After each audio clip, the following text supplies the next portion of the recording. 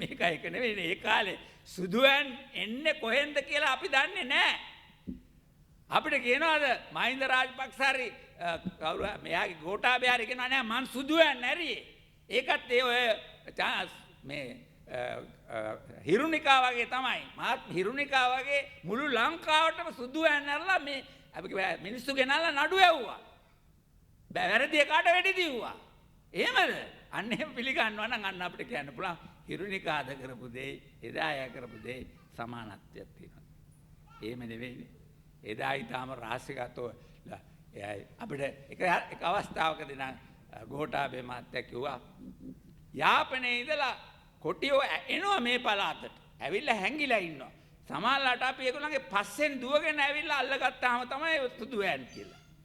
වෙන්න පුළුවන් කියලා කිව්වා. වෙන්න පුළුවන් කියලා. පිළිගත්තේ නැහැ. දැන් අද ඒ නඩුව අහන්න වෙලා තිනවා. අද හොයාගෙන යනකොට මේ රවි රාජ්‍ය මැරුවේ කවුද? ලසන්ත මැරුවේ කවුද? මේ එක්නැලිගොඩ මැරුවේ කවුද? එතකොට කවුද? තදිජීන් තදිජීන් මැරුවේ කවුද? කවුද මැරෙන්නේ? මැරපු අය අපි දන්නවා.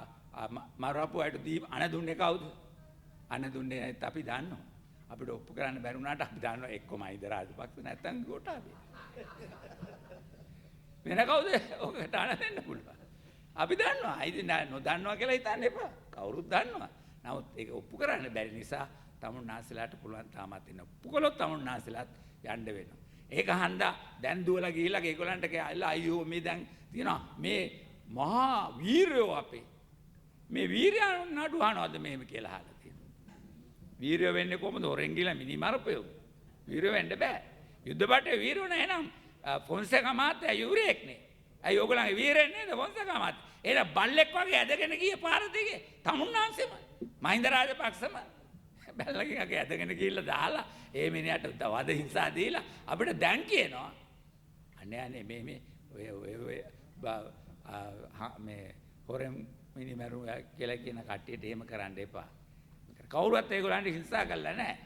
හිංසා කළා නැති අන්ද තමයි මහින්ද රාජපක්ෂ මහත්තයා ගිහිල්ලා බලලා තියෙන්නේ. බලන්න පුළුවන් ද රිමාන්ඩ් බාරේ ඉන්න කෙනෙක් ඒ කාලේදී ওই විදිහට නෑ. ඒ නිසා මේ විදිහට අපි මේ රජය තුලින් ගන්න ක්‍රියාමාර්ග සාධාරණව යන්න කියලා අපි බල කරනවා. අපි බල කරනවා මේක නිශ්චිත අරමුණු කරා ගෙන යන්න නීතිය ක්‍රියාත්මක කරන්න. ක්‍රියාත්මක කළා මේ රටේ නැත්තම් තමුන්නාන්සලාටත් විරුද්ධව අනිවාර්යයෙන්ම පාරට බැලලා අපි සටන් කරනවා. නාම සමාජ පක්ෂය හදලා තියෙන එකට. අපි ඒක නවත්තන්නේ නැහැ. මේක කරනවද යුක්තිසහගතව ජනතාවගේ අරගලේ ඉදිරියට ගෙන යන්න අපි බැඳලා ඉන්නවා. ඒ වෙනුවෙන් තමයි අපි සංවිධානය වෙලා ඉන්නේ. අපි ඒ ගමන යන්න අදත් සූදානම් වෙලා තියෙනවා. එතකොට අද අපි දන්නවා මේකෙදී අපි බලාපොරොත්තු වෙන්නේ නැහැ ලොකුවට ආර්ථික වශයෙන් සමාජවාදයට යෑම. අපි රනිල් වික්‍රමසිංහ මහත්මයාගෙන් සමාජවාදය බලාපොරොත්තු වෙන්නේ නැහැ. අපි සමාජ පෙරළියක් බලාපොරොත්තු වෙන්නේත් නැහැ. අපි බලාපොරොත්තු වෙන්නේ නීතිය සාධාරණත්වය ඇති කිරීම පමණයි.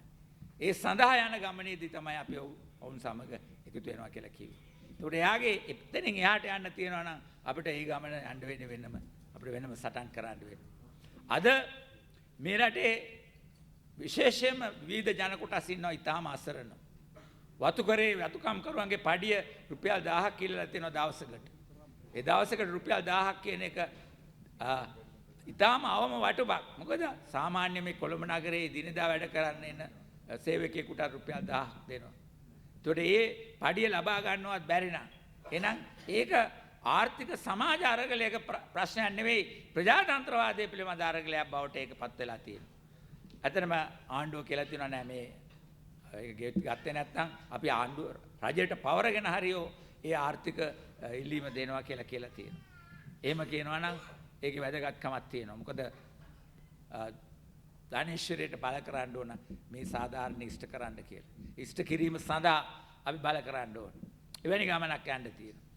ඒ නිසා අපි තවදුරටත් මේ ආණ්ඩුව සමග කළ හැකි දේවල් තියෙනවා නම් ඒවා කරවා ගැනීම සඳහා අපි සටන් කරන්න ලෑස්ති. අපිට ධම්මට නම් කොහොමද සටන් කරන්න ඕන මගේ පඩිය ගන්න ඕනනේ. මගේ පඩිය දෙනකල් හරි කෑ ගහන්න ඕන. පඩිය දෙනවා කියන එකපාරට මම පෙලන්න නරකයිනේ. මේ පඩි අරගෙන පෙරලා දාන එක වැඩි හොඳ. ඒ නිසා කාලයක් දෙන්න වෙනවා. ඒ නිසා අපිට කියන්න වෙනවා මේ විදිහට අපි මේ ආණ්ඩුව අපි හැදුවේ. අපි පක්ෂයක් හැටියට අපි තාම කුඩා පක්ෂයක් කියලා කාට හරි කියන්න පුළුවන්. කී දෙනාද ඔකේ ඉන්නේ? කවදා ඔන්න මෙතන තේන ඔන්න ඔයගලන්ගේ අවුරුද්දේ සමුළුවට ආපු මිනිස්සු මෙච්චරයි. මේකද පක්ෂය කියලා. හොඳට මතක තියාගන්න. පොඩි පක්ෂයක් 4-5 දෙනෙක් 8 දෙනෙක් 10 දෙනෙක් වෙන්න පුළුවන්. කරන්න බැරි වැඩක් නෑ. මොකද ජනතාව අතරට බෑලා ඒ ජනතාව පොළඹවාගෙන සටන ඉදිරියට ගෙනවොත් ඒ ජනතාව මේවාගෙන ඉදිරියට යන්නට ඒ ක්‍රියාකාරීන් පිරිසට පුළුවන්. ඒක තමයි පෙවුන්නේ. ඒක නිසා තමයි අද ලංකාව පුරාම නව සමාජ පක්ෂය නොදන්න කෙනෙක් නැහැ. වික්‍රම බාබුතුමාම නොදන්න කෙනෙක් නැහැ. ඒයි මේ අපි ආපත්වලින් ඉන්නේ කියන්නේ එහෙනම් මෙතන ඉන්න පිරිස විතරද? නෑ. අපි කියන කතාවල් එක්ක එකතු වෙලා අපි විශාල ජනතා බලවේගයන් ඉදිරියට ගෙනෙන ක්‍රියාමාර්ගයකට අපි අරන් ගියා. එවැනි ගණන් සටන් කරන්න අපිට පුළුවන් වුණා. අන්න ඒකයි වැදගත්කම. එහෙම ක්‍රියාත්මක කරන්න නොසැලී නොනැවති දිගින් දිගටම ඒවා අවශ්‍යගෙන සටන් කරන්න ලෑස්ති වෙනවා නම් ඒක තමයි සටන. ඒක තමයි දේශපාලනය. ඒක තමයි විප්ලවවාදී ගම. අපි මේ විදිහට සංවිධානය වෙලා වැඩ කරන්න ඕන. ඒ වැඩ කිරීම අපි කරගෙන ආවා. අපි ඒකෙන් අපි ඉදිරියට ගියා. අපි ඒකාධිපති ව්‍යවස්ථාව වෙනස් කරන්න කියලා අපි කිව්වා. අපි ඒක වෙනස් කරන තැනට ගෙනාවා. අපි කිව්වා මේ රටේ දෙමළ ජනතාවගේ අයිතිවාසිකම් දිය යුතුයි කියලා අපි ඒ තැනට ගෙනාවා. අපි කිව්වා වතුකම් කරවන්ගේ පුරවැසිභාවය දිය යුතුයි කියලා අපි ඒක ගෙන්න තැනට ගෙනාවා. මේ ආදී වශයෙන් හැම පැත්තෙම අපිට පුළුවන් වුණා පක්ෂයක් හැටියට ක්‍රියාත්මක වෙලා අනිකුත් ජනතා බලවේගත් එක්ක එකතු වෙලා ගමන් කිරීම නිසා නිවැරදිව ඒ නිවැරදි එක්සත් පෙරමුණු ක්‍රියාමාර්ගයන් ඉදිරියට ගෙනියච්ච නිසා අපිට පුළුවන් වුණා මේ සමාජයේ වෙනස්කම් වලට කර දෙන්න.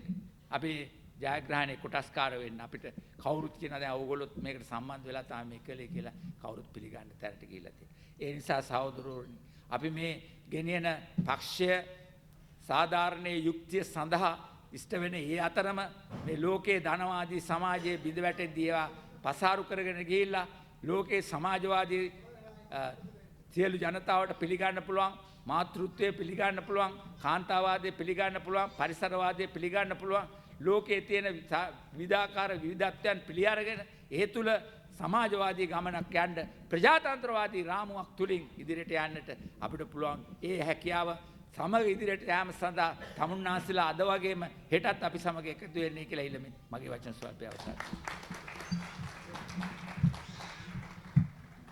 அவர் ஆற்றிய உரையை